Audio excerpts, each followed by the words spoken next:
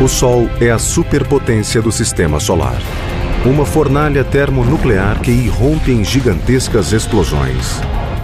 É como se a massa do Monte Everest saísse do Sol e avançasse pelo espaço. A 150 milhões de quilômetros do Sol, parece que a Terra está a salvo da sua fúria. Mas está mesmo?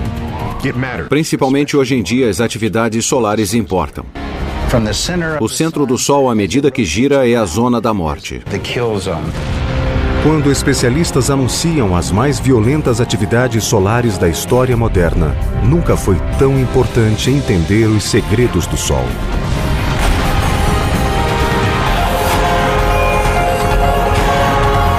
Distribuído por Logon.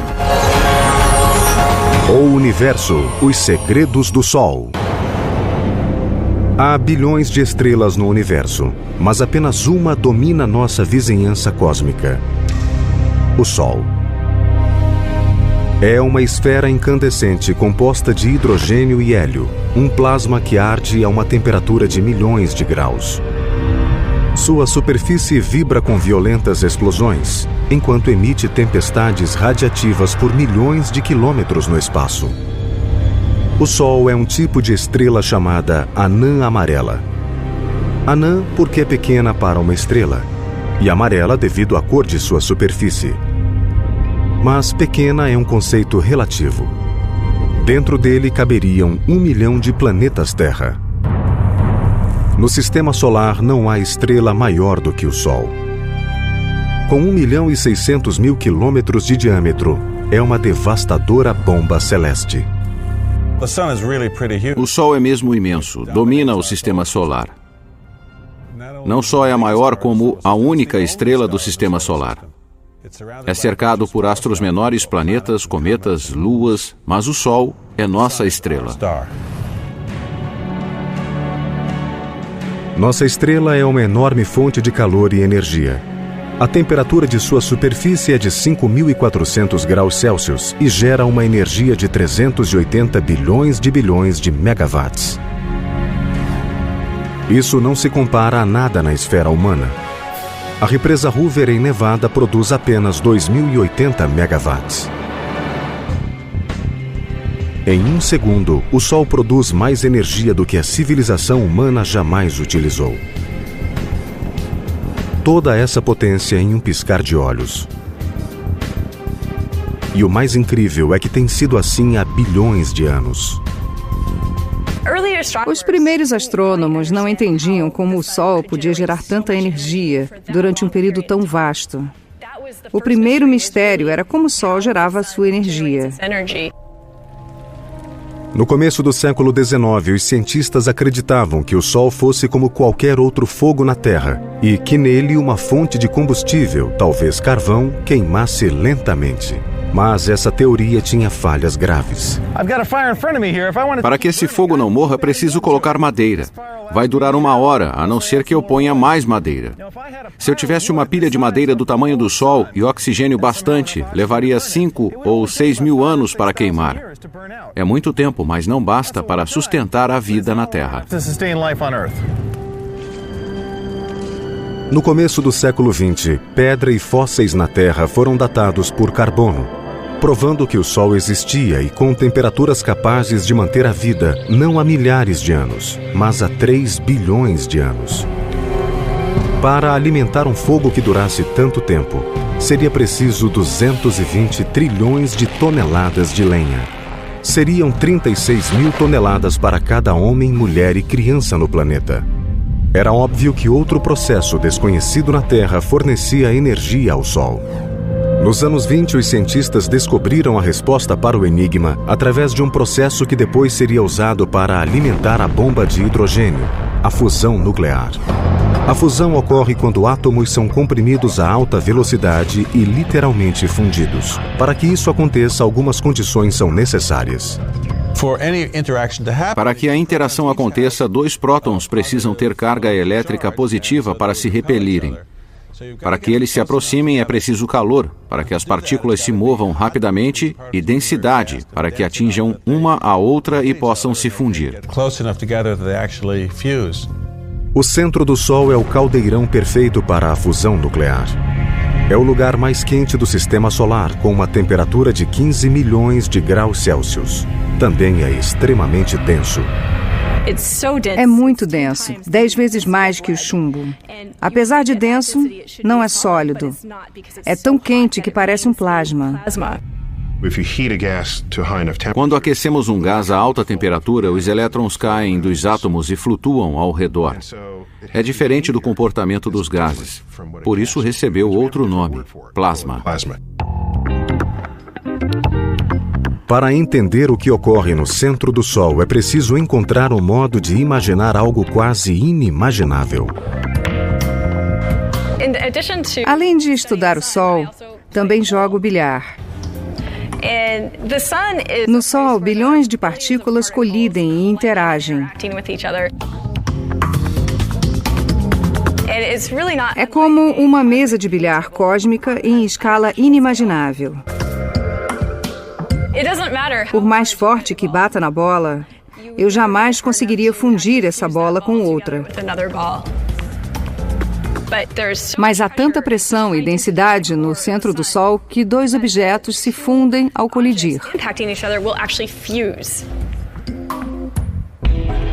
No Sol, esses objetos são átomos de hidrogênio que, unidos por uma pressão imensa, formam átomos de hélio.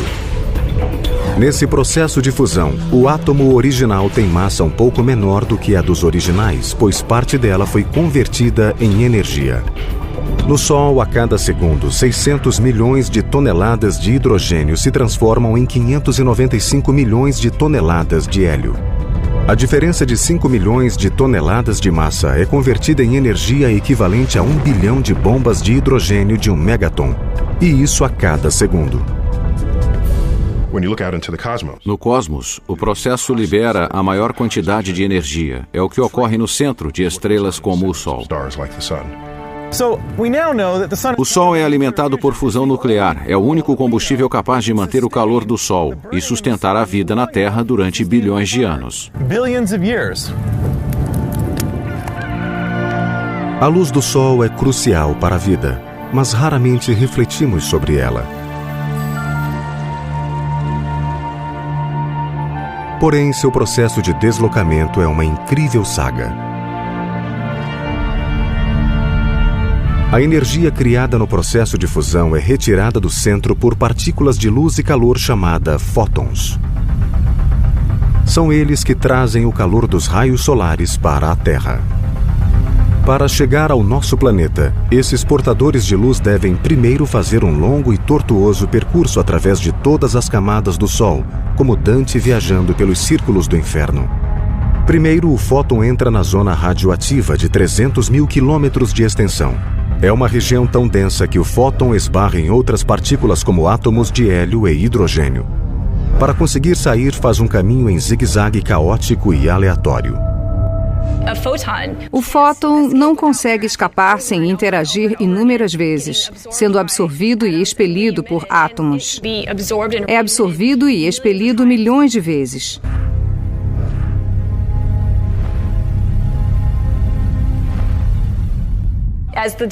A densidade se reduz quanto mais o fóton avança, e as colisões e interações diminuem e fica mais fácil.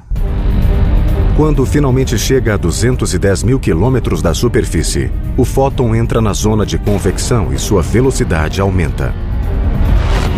Em um meio fervente, enormes colunas de gás o impulsionam para cima a centenas de quilômetros por hora, e ele leva apenas 10 dias para emergir da superfície solar. A incrível jornada está quase no fim quando o fóton se lança através dos gases da atmosfera solar. De lá, demora apenas 8 minutos para percorrer 150 milhões de quilômetros espaciais até nosso planeta. Por incrível que pareça, quando atinge a Terra, a luz solar já existe há centenas de milhares, se não milhões de anos.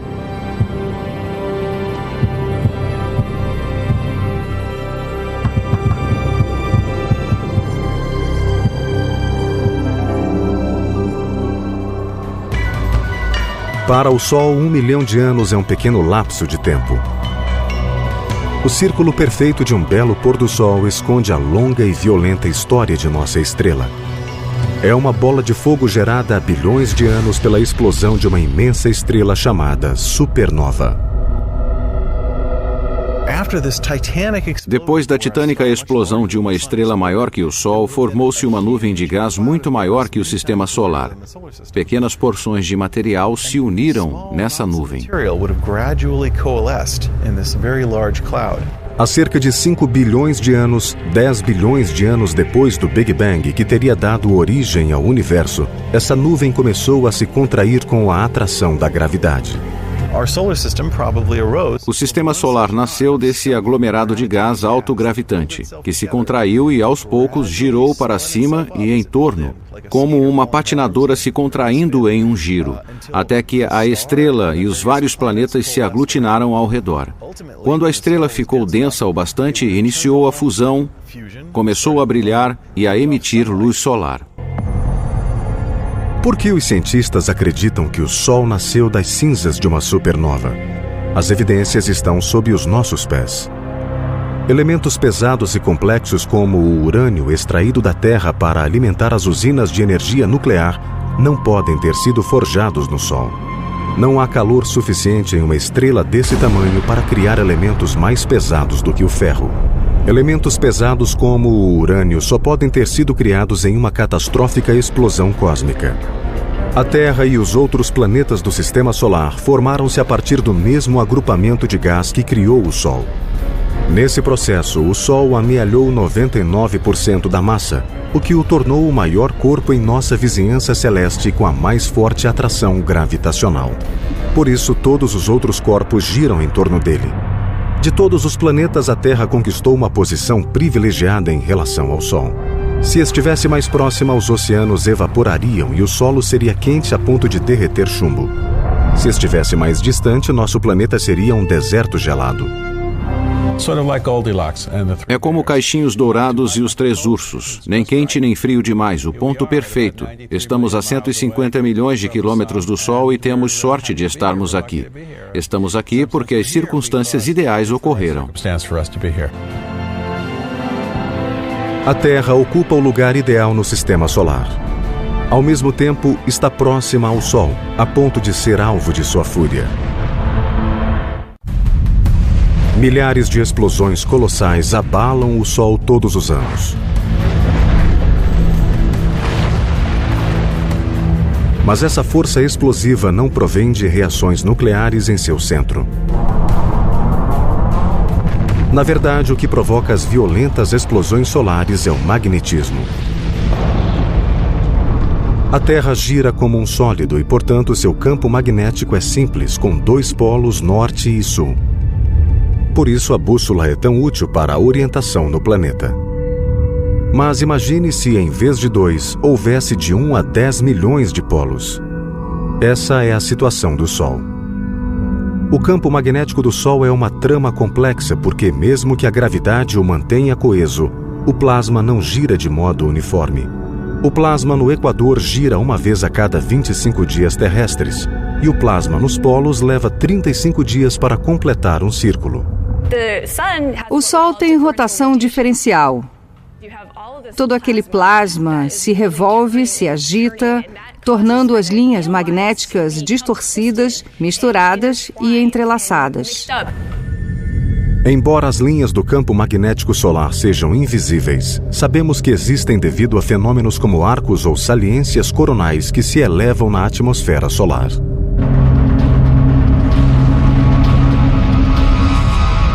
Assim como partículas de metal se alinham na presença de um ímã, esses arcos de plasma delineiam as estruturas magnéticas que lhes dão sustentação. Esses arcos de plasma são tão amplos e altos que um planeta do tamanho de Júpiter poderia passar por eles. Às vezes, os campos magnéticos moldam o plasma da atmosfera solar em formas helicoidais, chamadas tubos de fluxo. Os tubos de fluxo são como este brinquedo. O campo magnético dá voltas criando uma estrutura helicoidal. As linhas de campo magnético muito distorcidas contêm muita energia magnética livre. Às vezes se dobram sobre si, aumentando a energia magnética. Esses arcos de plasma podem durar semanas ou meses, mas finalmente a energia armazenada precisa escapar e a massa é lançada no espaço.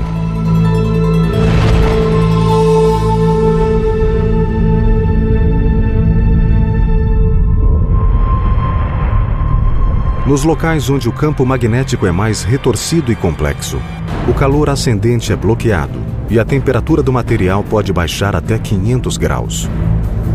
O resultado são as manchas solares, pontos escuros na superfície do Sol. As manchas solares são escuras apenas em relação ao material brilhante que as cerca. Se uma delas ficasse isolada no espaço, seu brilho seria 10 vezes maior do que o da Lua cheia. Essas nódoas aparentemente pequenas, na verdade são crateras de plasma do tamanho da Terra. Galileu foi um dos primeiros cientistas modernos a observar as manchas solares. Com um telescópio, ele projetou a imagem do Sol em um papel e a observou.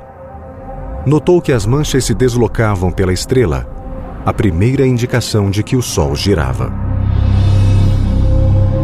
O Sol não só gira, como as próprias manchas solares podem rodar como furacões na superfície solar. Quando isso ocorre, seus campos magnéticos ficam extremamente contorcidos. Campos magnéticos contorcidos acumulam mais energia, podendo levar a imensas erupções. Imagine um elástico como uma linha de campo magnético. Se você torcer bastante, vai acumular energia. Quando solta, ele a libera. Se soltar um elástico sem o torcer, ele não voará.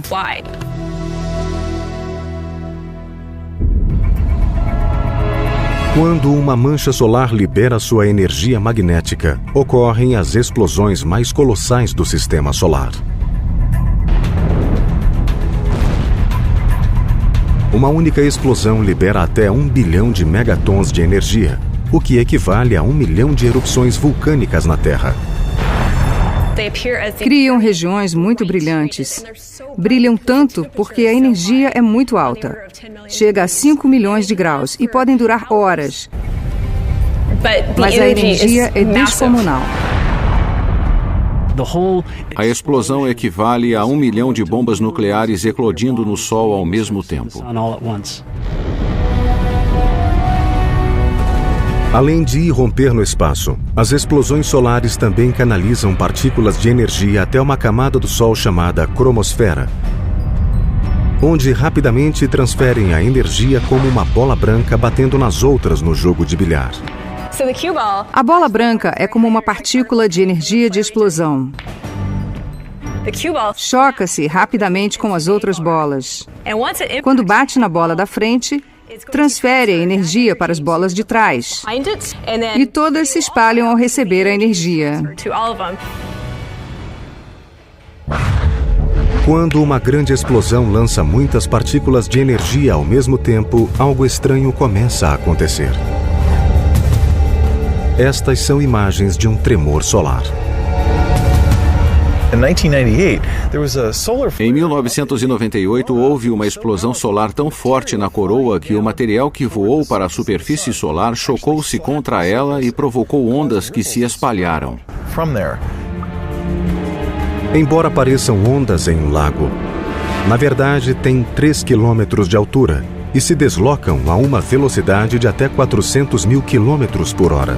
O tremor de 1998 teria atingido 11,3 na escala Richter, sendo mais de 1 milhão de vezes mais forte do que o terremoto de 1989 que sacudiu São Francisco. Para abalar a tal ponto a superfície do Sol, a explosão solar precisa liberar uma quantidade colossal de energia. É a mesma quantidade de energia produzida se a Terra recebesse uma camada de 1 metro de dinamites e explodissem ao mesmo tempo. Não são explosões pequenas.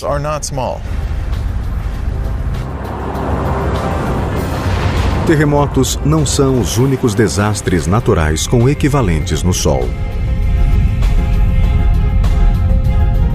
Explosões também podem provocar tsunamis solares quando ondas de plasma na atmosfera solar se elevam a 110 mil quilômetros por hora e se espalham por toda a superfície em questão de horas.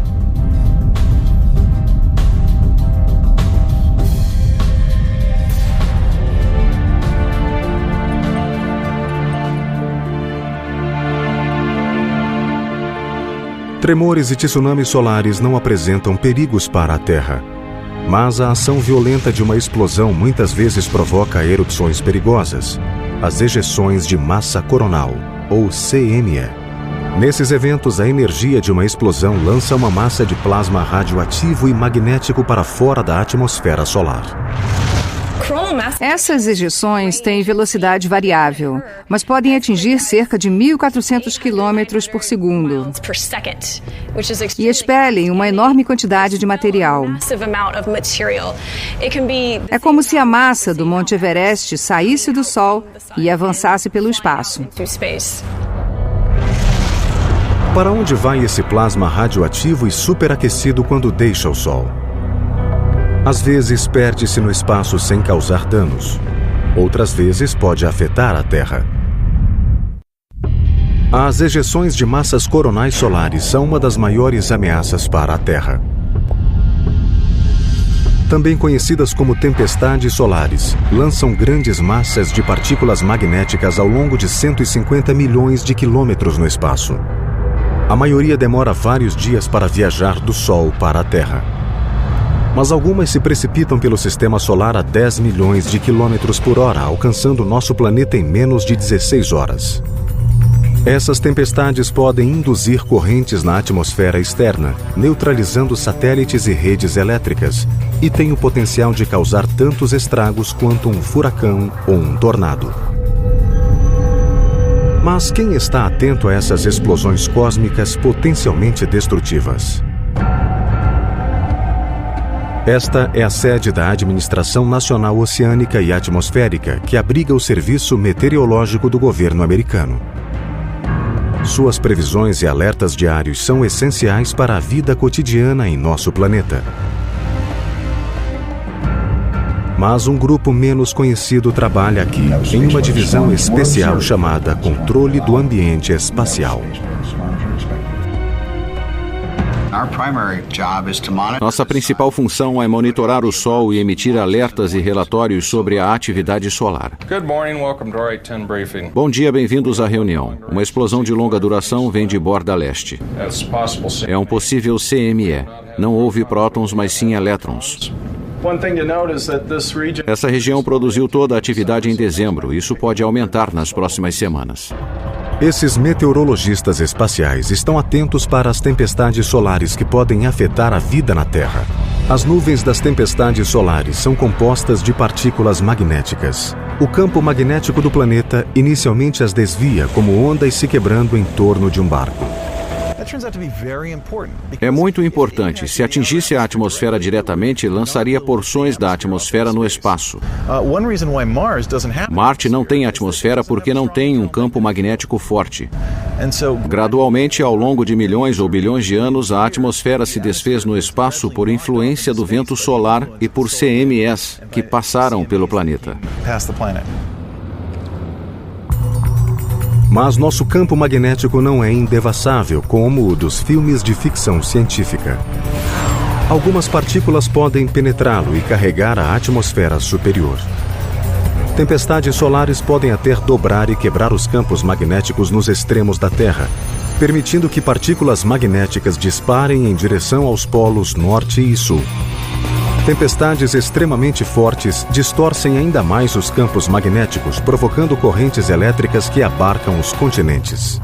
Quando isso ocorre, equipamentos como linhas de força podem ficar sobrecarregados.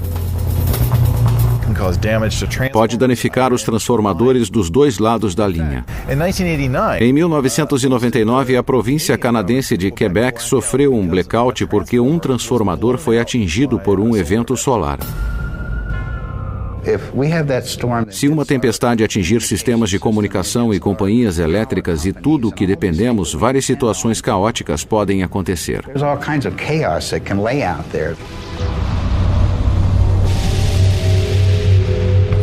Se tiverem tempo de reagir, os operadores das usinas podem reduzir a corrente enviada aos cabos e evitar um desastre. Os operadores dos satélites também podem fazer o mesmo se forem alertados. Quando uma tempestade se prepara, colocam os satélites para dormir, para evitar um curto-circuito ou outros danos aos satélites. Quanto antes forem avisados, melhor. Não saímos para navegar se não sabemos como está o tempo. Da mesma forma, no caso de um sistema elétrico ou telefônico que pode ser afetado pelo clima no espaço, temos que saber como será para minimizar os efeitos. As tempestades solares também podem interferir com rádios de alta frequência usados por aviões. Nos anos 80, o Air Force One levava o presidente Reagan para a China quando ocorreu uma tempestade solar. A comunicação foi interrompida durante muitas horas, isolando o chefe do governo americano. A urgência é como na Terra. No caso de um alerta de tornado, é urgente avisar o público para que saiba o que acontecerá. O mesmo acontece com o clima espacial. Os envolvidos precisam ter as informações na hora. Há poucas horas houve uma ejeção de massa coronal. Vamos ver para onde irá e depois mediremos para ver quanto tempo demorará para vir do Sol à Terra.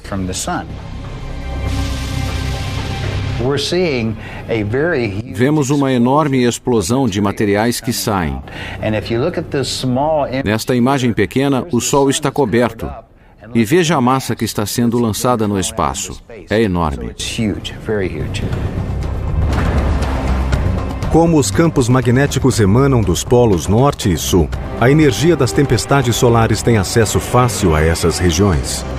Por isso, especialistas temem que os passageiros de aviões que sobrevoam os polos durante uma tempestade possam ser expostos a níveis nocivos de radiação, talvez equivalentes a 100 raios-x. Não podemos brincar com isso. Não sabemos quando a radiação se tornará muito mais intensa enquanto há um avião no céu. A ameaça da radiação solar é mais um motivo que leva os cientistas a prestar atenção no Sol. Principalmente hoje em dia, as atividades solares importam. A Terra não é uma ilha. Participamos das atividades do sistema solar. As manchas solares desencadeiam as piores tempestades solares.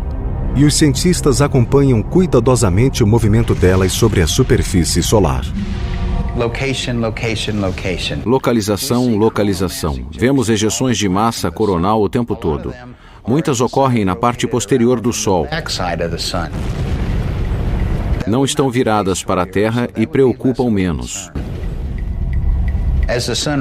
Quando o Sol gira e a região ativa fica no centro dele, virada para nós, então nos preocupamos. O centro do Sol, à medida que gira, é a zona da morte.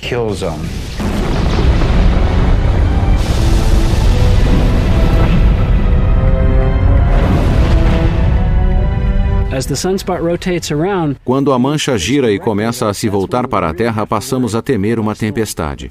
Se uma tempestade começar nessa hora, pode apontar para a Terra e atingir o planeta com toda a força.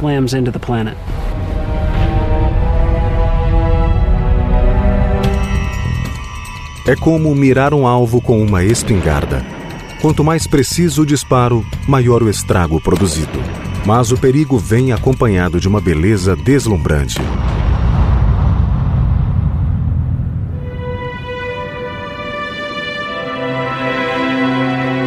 As tempestades solares geram sublimes shows de luzes. Os cintilantes véus de cores das auroras polares. As auroras polares são como luzes de neon gigantescas. No caso da luz de neon, a eletricidade introduz partículas magnéticas em um tubo cheio de gás. As partículas do gás se agitam e começam a brilhar. Se o tubo contiver apenas neon, o brilho será vermelho. O acréscimo de outros gases, como o argônio, produz toda uma série de cores.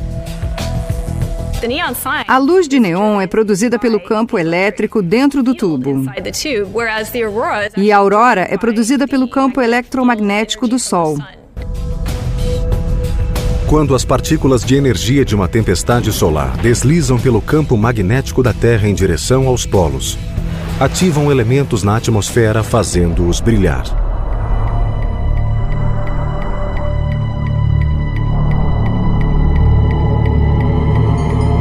Moléculas de oxigênio emitem cores verdes ou vermelhas, e o nitrogênio produz tons rosa, azuis e violeta.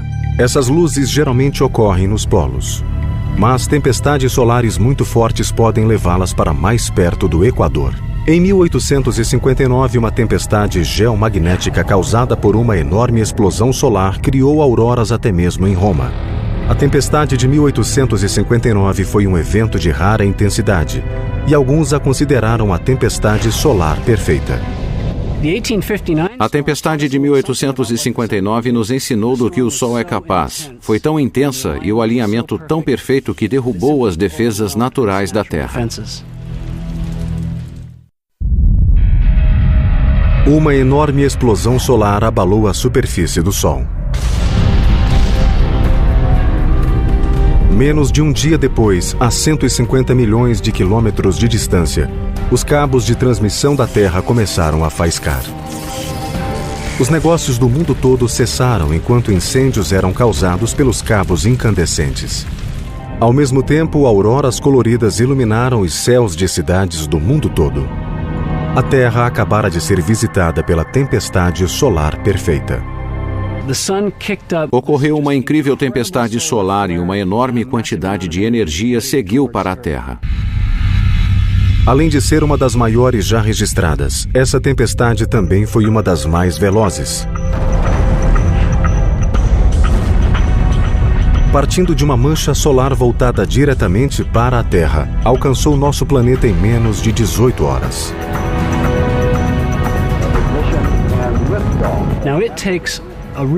Um foguete demora anos para chegar ao Sol. Essa nuvem de partículas eletromagnéticas chegou aqui em menos de um dia. Foi incrivelmente veloz.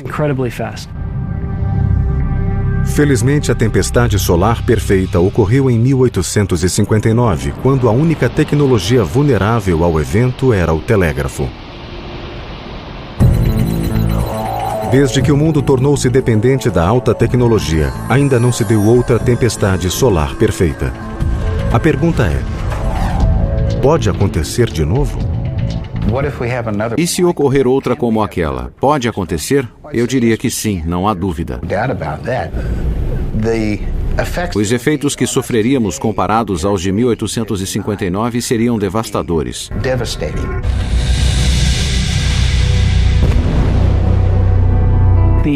Os efeitos sobre a Terra e os sistemas de comunicação, não sabemos quais seriam, e isso assusta. Nossos sistemas modernos podem ser derrubados como casas de praia durante um furacão. Imagine se perdêssemos os satélites que transmitem ligações de celulares, sinais de televisão e transações bancárias. E se ao mesmo tempo fontes de energia falhassem, mergulhando regiões inteiras ao escuro durante horas ou semanas? Se esses serviços essenciais não fossem restaurados rapidamente, o caos se instalaria. Haveria um efeito cascata sobre a sociedade e todas as pessoas que vivem no planeta. As tempestades solares são tão difíceis de prever como os furacões. A atual tecnologia não permite predizer com exatidão quando será a próxima. Mas os cientistas sabem que é provável que ocorra no auge do ciclo de 11 anos das manchas solares. O Sol inverte a direção de seu campo magnético a cada 11 anos. Em 22 anos, ele inverte e volta para onde estava. A cada 11 anos, perto da inversão, o número de manchas solares aumenta e a atividade solar se intensifica. Esses períodos, os máximos solares, se intercalam a cada 5 anos com os mínimos solares. Em 11 anos, o Sol oscila entre uma atividade feroz e parece o dia da independência com fogos de artifício. Depois a atividade diminui por alguns anos até um ponto calmo, com um rojão de vez em quando, mas pouca atividade. Assim como os furacões, os máximos solares variam de intensidade. Alguns produzem mais tempestades fortes do que outros. Atualmente estamos em um mínimo solar, mas os cientistas estão atentos para os danos que o próximo máximo solar pode causar. O último máximo solar foi em 2001, o próximo deve ser em 2012, mas as previsões variam. Na física solar esperamos para ver o que acontecerá. As opiniões sobre o que ocorrerá divergem muito. Alguns sugerem que o próximo ciclo solar será o mais forte da modernidade. Se essas previsões se confirmarem, a Terra pode sofrer sérias consequências. Pode ocorrer uma repetição do evento de 1859. Hoje causaria estragos incontáveis. Aprenderemos sobre o que pode ocorrer com tecnologia moderna quando o Sol se enfurecer. A violência do Sol se manifesta principalmente na coroa, a ardente atmosfera externa. A região é um dos grandes mistérios solares, porque mesmo estando a 800 mil quilômetros do centro gerador de calor, sua temperatura é de milhões de graus, o que contraria as leis da física. É muito estranho. Se eu colocar um termômetro perto do fogo, a temperatura é muito alta. Neste local é acima de 90 graus centígrados. Se afastar o termômetro do fogo, a temperatura baixa para 30 graus centígrados. Quanto mais afasta do centro, menor o calor. Na coroa solar, a temperatura é tão alta quanto no centro. É como se o calor do fogo em um local longe daqui fosse tão forte quanto o do fogo, mesmo estando longe dele. Que força causaria o superaquecimento da coroa?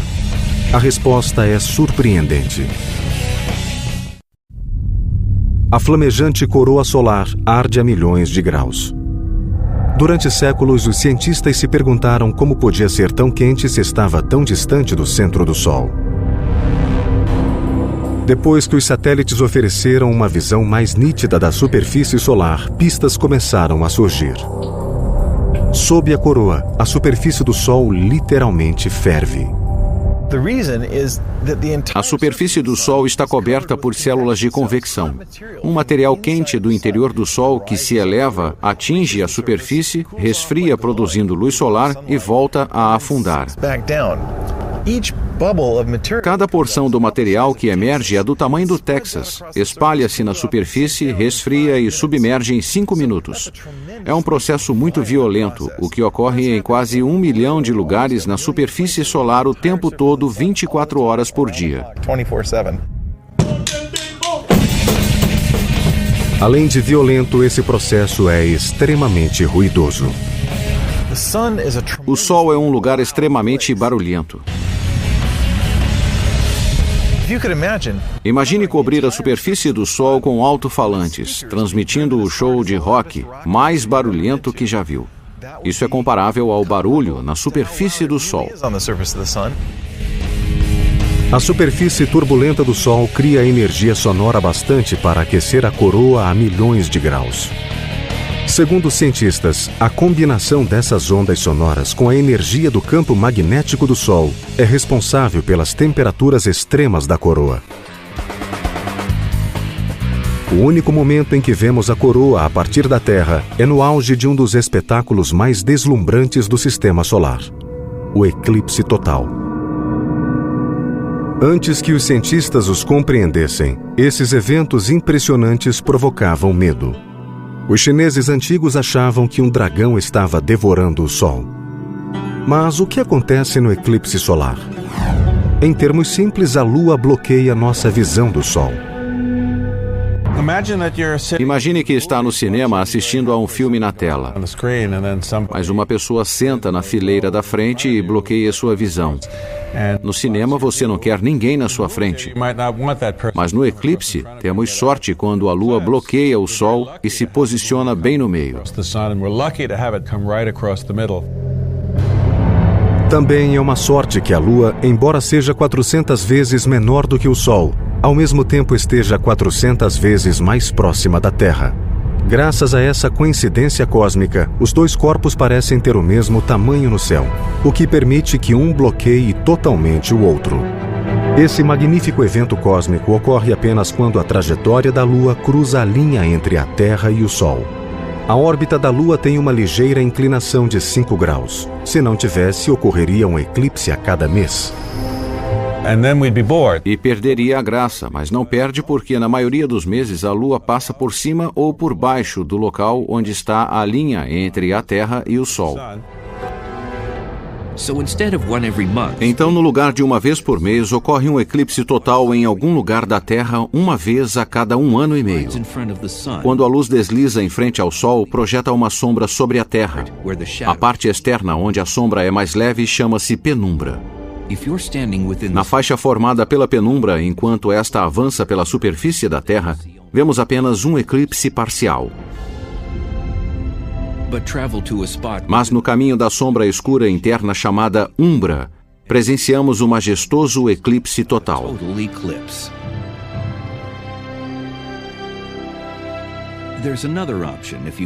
Mas se não pode ir para uma zona de sombra completa, espere no mesmo lugar por um eclipse total que ocorre no mesmo local a cada 300 anos.